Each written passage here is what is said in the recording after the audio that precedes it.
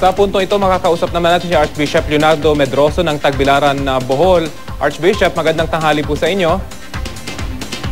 Yes, good afternoon. Opo, makikibalita lang po kami tungkol dun sa nangyaring lindol. Diyan po yung naging sentro nitong nangyaring lindol. Gaano po kalaki yung damage na nakita nyo so far dyan sa inyong lugar? It's enormous. The damage, at least initially sa aming assessment, is a really enormous damage. Pero dalawang simbahan na declared treasure, of course, treasure sa ating historical nga kuan na churches, dalawa nag-collapse talaga, ang sa Lubok at sa Luon. Yun nag-collapse talaga. Opo. Other churches, yung sa Baclay, yung beautiful church doon na nasira ang kanyang belfry, nag-collapse. Katapos ang kanyang front piece, yung frontispiece, yung facade, nag-crack din yan. Archbishop, yes. Opo, may litrato po kasi kami ipinapakita ngayon sa aming screen yung Lubok Church na talagang bumagsak po halos yung buong infrastruktura. Hindi na po talaga ito po pwedeng ma-rebuild. I understand more than 300 years na itong church na ito. Yes, mga more than 300 years yan eh. Yung second eldest church yan eh. Ang first eldest yung Baclayon, katapos ang missionary pumunta doon sa Lubok at doon nag-establish ng church din doon. Ganon na church. So talagang massive. So yun din ang nag-collapse. Opo. Nag-collapse din yan.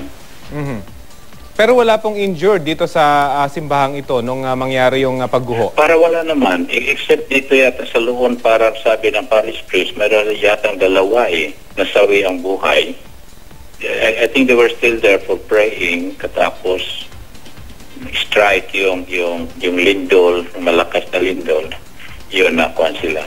Oho. Archbishop, of course. I don't know kung anong ginawa nila ngayon. Opo, of course, hindi po ito yung unang pagkakataon na tamaan ng lindol ang Bohol, pero pwede nyo po bang i-describe yung nangyaring lindol kanina na magpabagsak nitong napakahalagang struktura dyan sa Bohol? Yeah, malakas talaga.